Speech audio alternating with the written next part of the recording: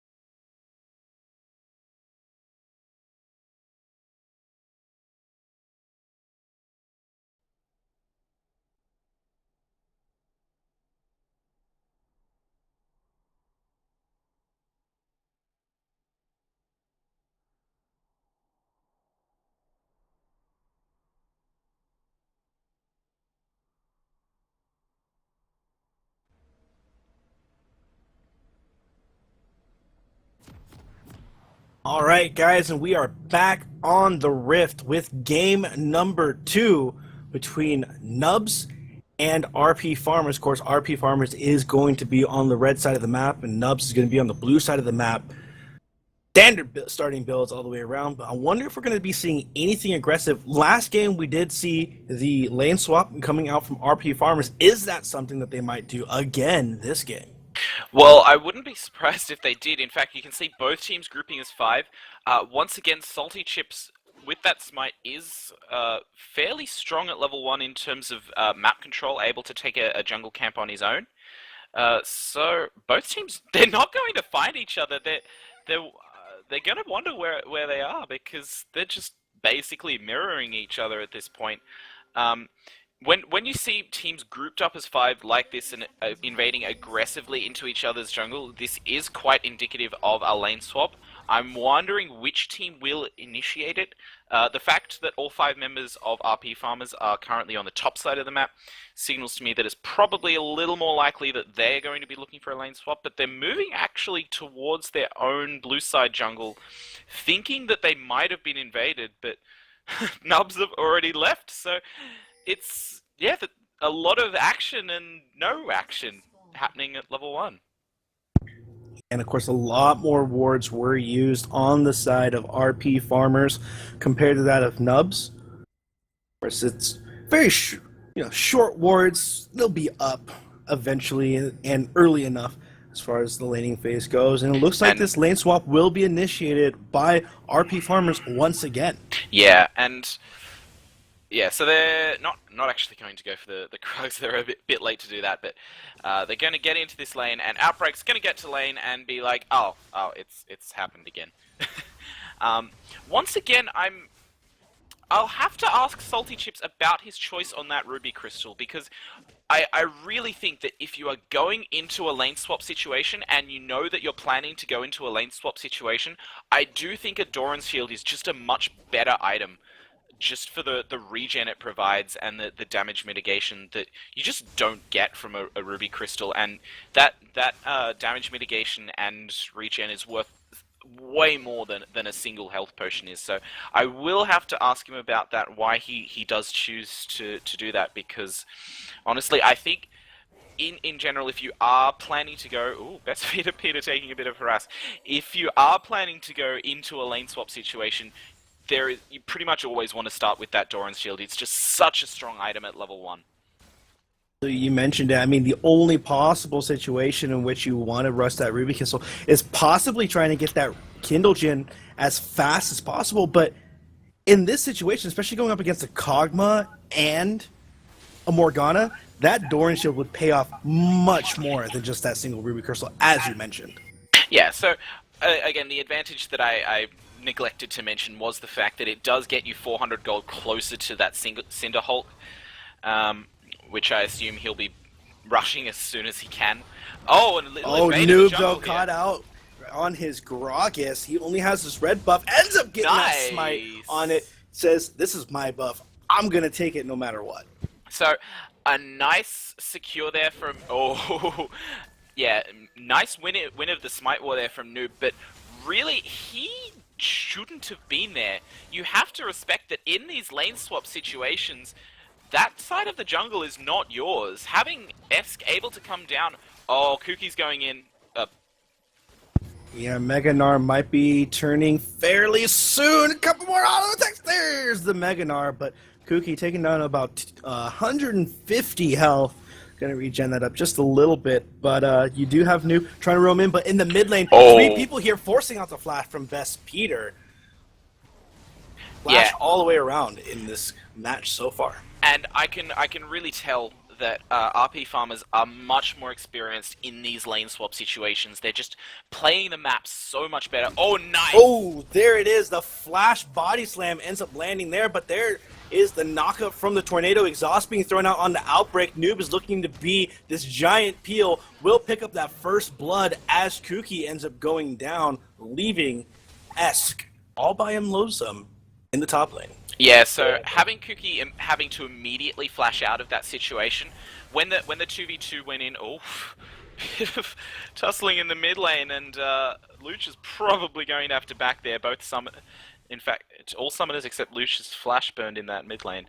So in that top lane, we saw that Kuki had to basically immediately flash out as soon as he was hit by that knockup, and then the 2v2 broke out, and Outbreak and Kuki were the focus. Both got really, really low, but because Kuki had already burnt his flash, Outbreak could flash out, and Kuki couldn't. So, you know, Outbreak managed to get out with 100 health, and Kuki just went down to the burst damage of Gragas to finish him off.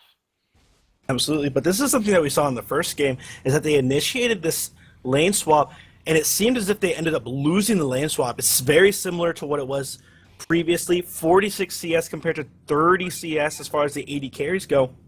But even in the previous game, they ended up coming back, utilizing their team comp very effectively, and were incredibly efficient at taking objectives off the back of team fights. First dragging, going over to the side of Nubs. Chronosphere, though, is here in order to try and stop it as a binding, and the knockup ends up landing on him. The stun from Salty Chips is good. Xerath trying to poke as much as possible. The teleport coming in. The stun does miss. Outbreak off the back. Salty Chips not going to survive. Will pop that passive. Is going to be looking for a kill. Not going to find it. Will land a couple auto attacks, but ends up getting slowed enough where this dragon is now just going to go over to the side of Nubs. Yeah, so I feel like RP Farmers, they were a little bit more ready to contest this dragon compared to last game, but unfortunately they will be unable to take that. But importantly, Kuki on that Jinx, able to take down that tower in the top lane because Outbreak was forced to use his teleport this game, unlike last game where Outbreak did not need to teleport to secure that first dragon for his team. He's away from the top lane now, and Kuki being that tower destroying machine of Jinx, in fact, I would argue probably the most tower damage of any champion in the game if left alone. So that tower just stood no chance. And I was going to say he's going to keep pushing, but he's going to recall now. Yeah, a very wise choice. Lush now in the mid lane trying to poke out best feeder Peter. Of course, the Athenes and Holy Grail being built onto Lush, but Lush is just not winning in these trades currently. That shield coming out from Peter on Lulu is doing a significant amount of damage mitigation. But you look at the CS difference, Luch is still ahead in this lane, and with that blue buff on this Xerath, that is not going to change anytime soon. Once again, Luch is winning his lane, and once again, he is RP Farmer's, main point of... I guess you'd call him their rock. He's just there to make sure that they still have a chance in this game, and this Xerath is going to be a big problem come the mid game. So Nubs are definitely going to have to watch out for Luch, and there's a little bit of a camp waiting out in this bottom lane. They are on their own pink ward, so they know they haven't been seen, and the wind is going to have to be very careful. Of course, the Super Mega Death Rocket is going to be available. There's the shield already thrown out. Exhaust being thrown. The Chompers trying to do a little bit of zoning. The Zap is going to get flashed away. Super Mega Death Rocket doing a significant amount of damage. One more auto attack as the heal is popped for that movement speed boost. Ends up picking up that kill. Kuki taking that one happily as he now sits on 1,400 gold. Almost has that BF sword. Yeah, the wind just... not respecting... double knock-up on the Lush, forcing out the summoner heal as Alcor walks up as well, trying to land that binding, but it's not quite there. Lush, though, fairly safe in there, ends up ulting himself on that first shot. He throws out the rest of them. I feel like that was a little bit of a taunt. I think that was a bit of a misclick myself. I don't know why you'd do that. It was just a bit of a misclick. He thought he was a minion. He wanted the CS. That's what he wanted. And Kuki just hammering on this second tower of the game. Doing that split push, does get hit by that dark binding. Stalls him up a little bit, but still, the siege is still underway.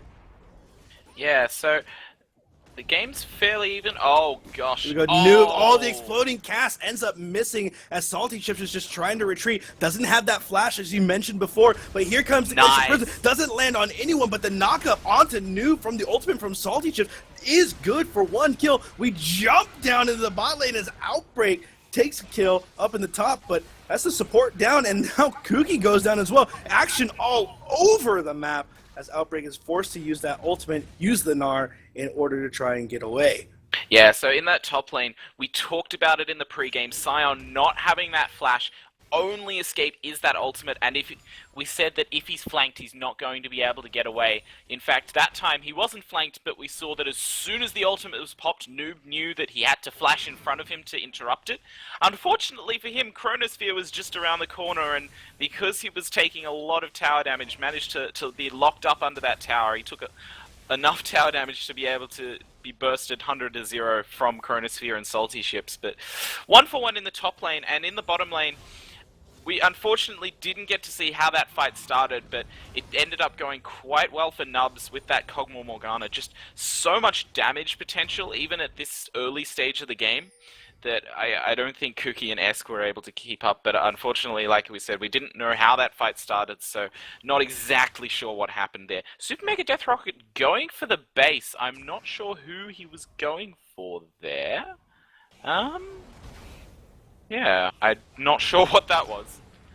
Yeah, but now Salty Chips, though, in a little bit of trouble. As you said, as the binding ends up landing on him, he gets knocked back from the exploding cast. Salty Chips now taken out by Noob as he goes into his passive. Knocked up. He's not going to be able to secure a kill. Maybe get a little bit CS. Yeah, and Kuki still in this top lane, actually. I'm really curious as to why that might be the case. Why are they not having Salty Chips up in that top lane to be able to defend that tower?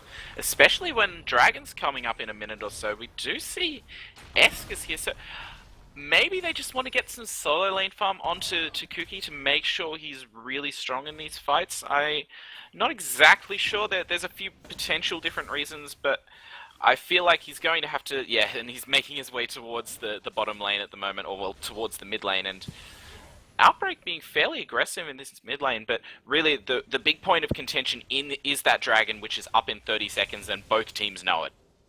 Absolutely, and of course, last game, the first 3 dragons did go into the favor of Nubs. RP Farmers looking to change that this game. They did do a better rotation as far as the first dragon, weren't able to secure it. But with this one, perhaps it might turn out a little bit different. And look at that vision control that they've got. They've got several wards in the area, including a pink ward. And Nubs, even though they did manage to get that first dragon, it's only now as the dragon's already live that they're managing to get some vision control in the area, while the Scuttle Crab has already been taken by RP Farmers. So we'll have to see how this turns out, because both teams definitely looking aggressively. In fact, Nubs have actually started this dragon in full vision of RP Farmers, and RP Farmers aren't even there to contest. Yeah, they're not actually trying to stop this dragon currently. There was Super Mega Death Rocket trying to come in. Almost stole it, but really good smite coming out from Noob. Wild Turtle denied. I just have to say, that was a misplay from RP Farmers. They had vision control of the dragon. They might not have had the exact timer, but they should have had a fairly good idea of when it was, and just not being there when it was up, having it taken from under their nose. By all means, that dragon was theirs. They had the control of the area, and they just let it slip for no good reason.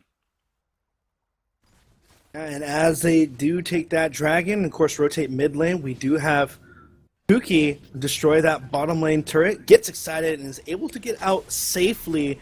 And now this siege in the mid lane from 2 players on the side of RP Farmers happening. Of course, Lush being able to poke from a very safe distance. Yeah, so I had worried that when Nubs rotated into that mid lane after the dragon, that, you know, they might lose some significant damage on their mid lane tower, but RP Farmers once again proving that they're smarter than I am, because they had the Xerath for the wave clear.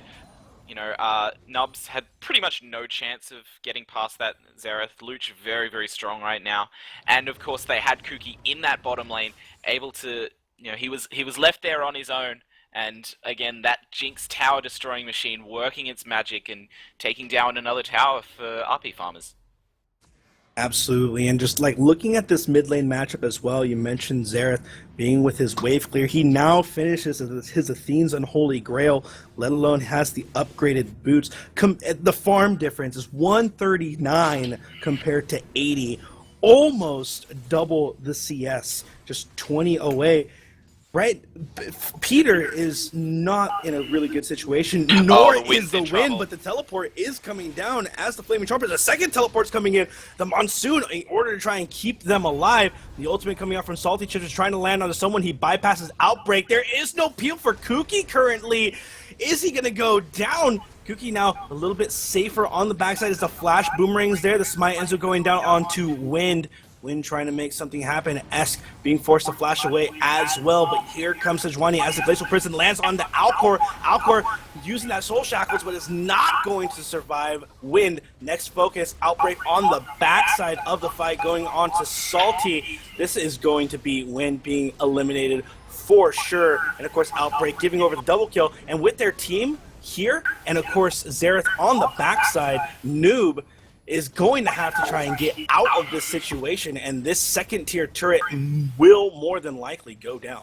Yeah, so that was a very prolonged and interesting fight. You saw it started with what looked like a catch out. Oh, nice! Oh, there's the ultimate from Lulu grabbing that double knockup. Noob, though, it doesn't even matter. He's down to just about the same amount of health as he was when he went in. So yes, he survived it and of course saved the tower, but that's a lot of pressure being put down mid lane from Lush.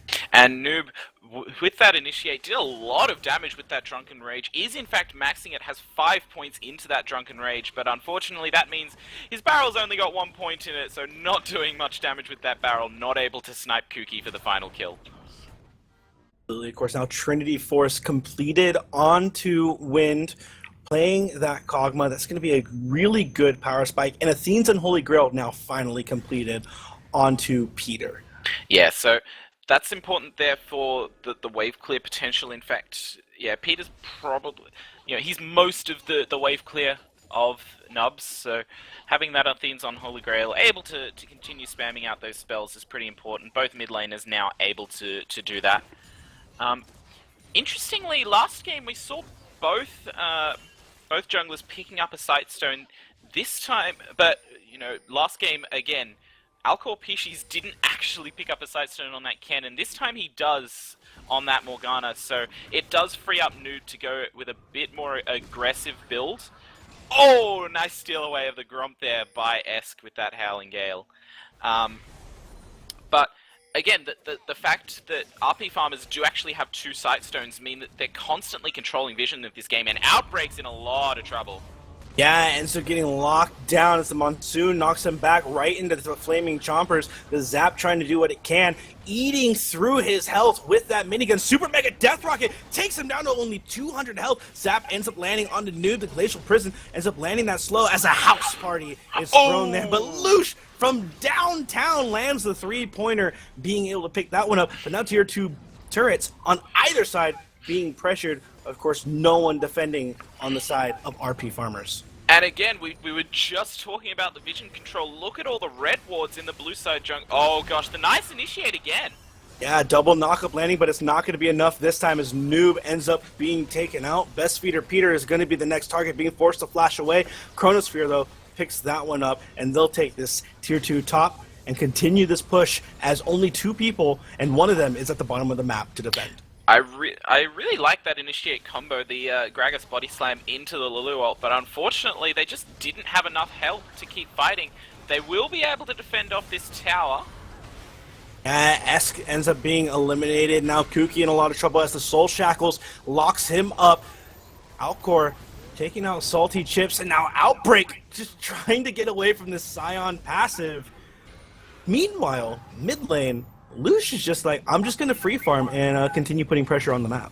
Yeah, interestingly in that fight there, we saw Salty Chips on, less than 100 health for a good few seconds. I wonder whether that was actually intentional by Nubs there, because Scion is actually so much more dangerous in his passive form than he is just as, when he's still alive. So I'm not sure whether or not it was intentional, but if it was kind of a neat play there because they'd already secured the kill onto Salty Chips. He wasn't getting away with that much health, and leaving him not in his passive form while the fight was going on was actually pretty good for them. The dragon not able to be stolen away by Luch. So once again, that is 3 dragons to 0 in favor of Nubs, just like last game. But again, just like last game, we see the rest of the map falling to RP farmers.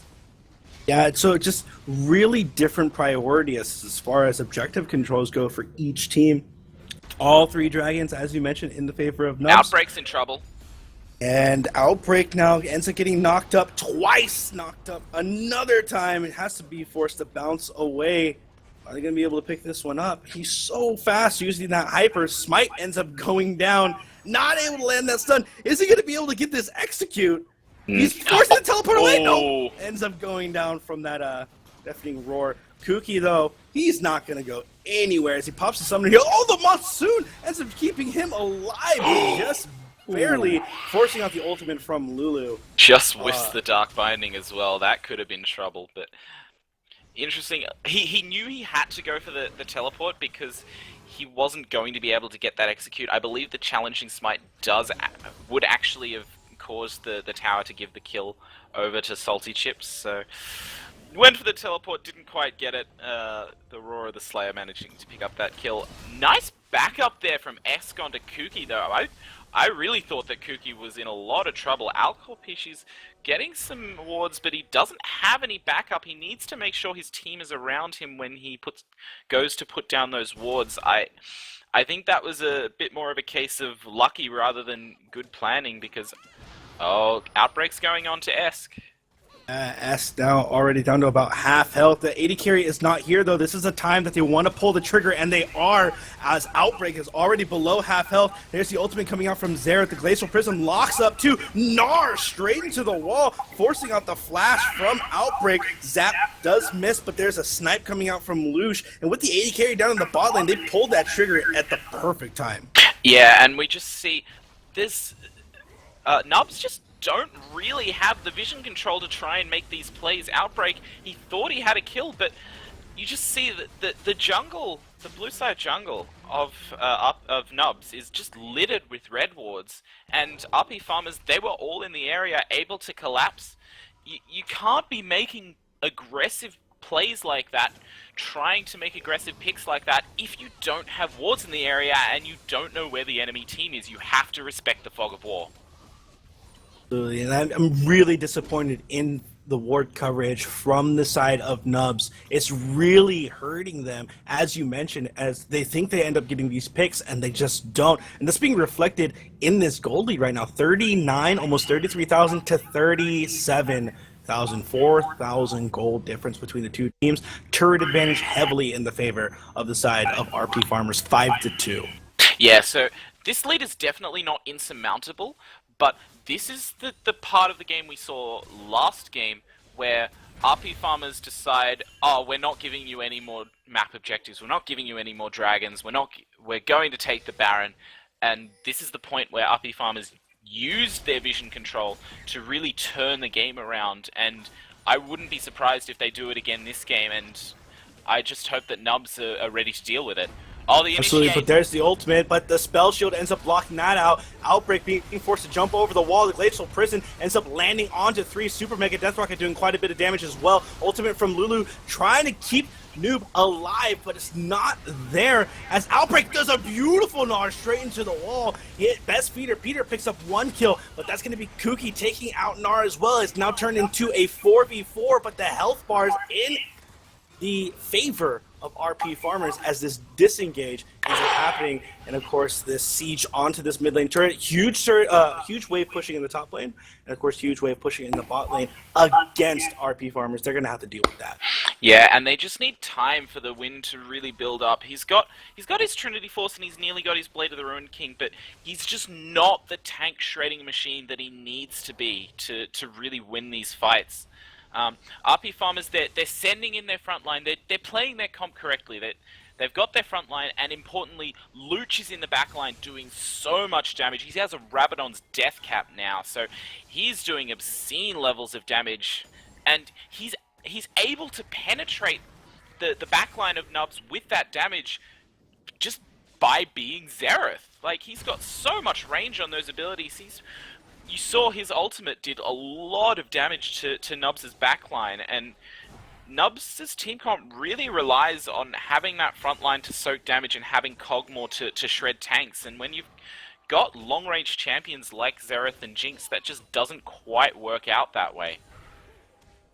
Of course, Dragon's going to be up in 40 seconds. This is when RP Farmers did start taking Dragons on the map last game. They were getting ahead as far as gold goes, getting ahead as far as items go. We can just see that in the mid lane there is a 3,000 gold difference between the gold of the mid laners, and now Dragon number... That's pretty much the entire gold difference between the teams, I want to point out. But yeah, you were saying the Dragon's coming up soon. Dragon's going to come up soon.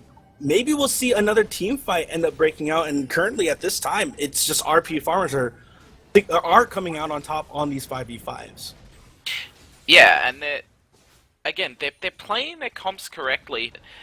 Really, they're just using that mid lane advantage. That Xerath is just doing so much damage that the backline of Nubs just can't handle it. They need to get position over this Dragon, and finally, unlike last Dragon, where I think RP Farmers should have had it, they do have the aggressive positioning around this Dragon, and it looks like they're going to take it unless it can be stolen away. Now you had the trigger being pulled. Nice! Oh, the Dragon Steel ends up going, and there's the exploding cast. Dark Binding lands on the S. The back line is being locked up on the side of Nubs. The Salty Chips is just trying to zone out. Kuki playing fairly safe from the back line. The Monsoon goes out, saving a couple people's lives, but it's going to be Alcor taking out Salty Chips. Lush picks himself up a kill as Noob goes down as well, forcing out the flash from Wind as the chase continues out. The zap is there, the slow is good, and now Chronosphere is going to be the next target. The Summoner heal keeps him alive with the Rune King. Ends up trying to last. Passive? Kill. Ends up only picking up the one kill. I thought that was going to get Chronosphere as well, and Alcor Pisces, I don't know if they know where he is. It looks like he's going for the execute. Is that? No! The kill goes over to Esk, and that's an ace from RP Farmers. So, you know, unfortunately, having the Dragon stolen away from them, in fact, that is now 4 Dragons over to Nubs. So, like, that is, even though they're losing these team fights, if they manage to secure away, or even just steal away that last Dragon, I'm not sure that, you know, even though RP Farmers, they're ahead right now. They're clearly ahead. They managed to win that team fight as well. They're using these team fights to not only show how ahead they are, but also continually build their advantage in the gold lead. But if that 5th Dragon goes over to Nubs, that is something that RP Farmers have to be very worried about, because that 5th Dragon is worth so... Like, I don't even know if you can put a gold value on it. It is so much power in that 5th Dragon. Of course, there is this now showing presence around the Baron area. This looks like the next objective that might be contested. Being able to pick up this Baron is going to be very beneficial for the side of RP Farmers as they pull the trigger again. Chronosphere just takes out Pisces incredibly quickly. The ultimate, the wild growth, keeps Noob alive, and he just ends up jumping back into the team fight as he tries to go over the wall. He's going to get taken out by Kuki. This could be the deciding team fight here if they are able to clean up this ace. Instead, take out 2 members, rotate to Baron. And again, you see the vision control from RP Farmers just reigning supreme there. They had the blue side jungle warded, they knew where Nubs were, and they knew that they weren't seen because they managed to sweep out the Baron pit and did have that pink ward in the river. And, you know, last game, they tried to hide around the Baron area and tried to look for a pick. Instead, they just took the Baron. This game, they saw that a pick was available, took the pick, and then went and took the Baron anyway. So, you know, they really have to make a power play with this Baron, making sure that they take down, or at least break open Nubs' base before that 5th Dragon of the game comes up. And because sure, they can just try and secure away that 5th dragon of the game and make sure that Nubs have no chance of getting it, but it's so much safer just to use this Baron as a power play and break open the base before the dragon is even available to be taken and make sure there's absolutely no chance of Nubs getting their hands on that 5th dragon. Now, with the Baron buff, though, is this strategy of like a 1-3-1, is that something that they would want to do? I mean, you send Jinx by yourself in the lane, Sion by himself in the lane, and you have the other members just in the mid lane, especially with the Xerath, who can just continuously wave clear extremely well and prevent any sort of other sieging from the team. I feel like you don't want to go for a 1-3-1, but what they're doing here with a 4-1 split is actually very good. They do have the teleport from Salty Chips available, and importantly, they do have Chronosphere here. They need some sort of front line to protect their squishy carries.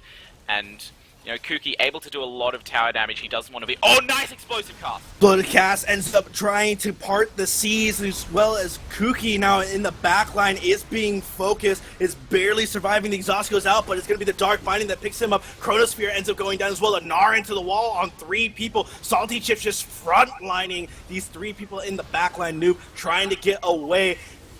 Double kill now over onto the side of Peter. Wow. He's doing well for himself in this fight. This is starting to look really, really bad now for RP farmers, but with the waves being pushed up so far towards their base, they're not going to be able to take objectives off the back of that team fight. They're not going to get any objectives out of this, but importantly, they did remove the Baron off 4 members of RP farmers, and the dragon is up in a minute. They really need to use these death timers to cement vision control around that dragon, because that 5th dragon of the game, if they get that, that is their win condition. They need to make sure that they get their hands on it. They need to be going right now and getting vision control of that area. Just that fight before, that was a very well played. It was a very well played fight. You saw Kog'Maw basically just being what he needed to be. He's got his Blade of the Ruin King now. He's nearly got his last Whisper. His damage is finally getting to the point where it needs to be to take out those tanks. And of course, we have to give props to Noob. That was an amazing initiate with that explosive cast. Kuki, he didn't go down initially.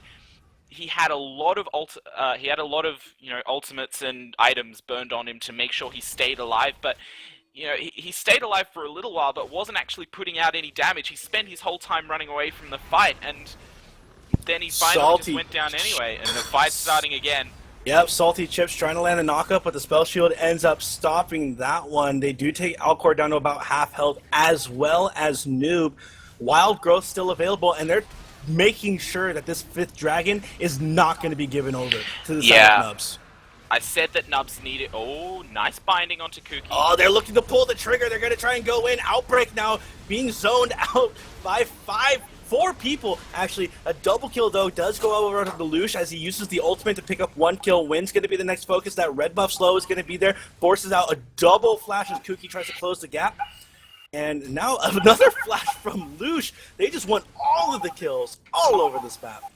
Yeah, I really think that fight there was a result of Nubs not realizing that they needed to take advantage of the previous fight. There wasn't... We said that there wasn't an objective on the map to be taken, but in a sense there was. Vision control in itself is an objective. They needed to use those death timers from the previous fight to take the objective of the vision control around Dragon and try and turn that into a Dragon secure.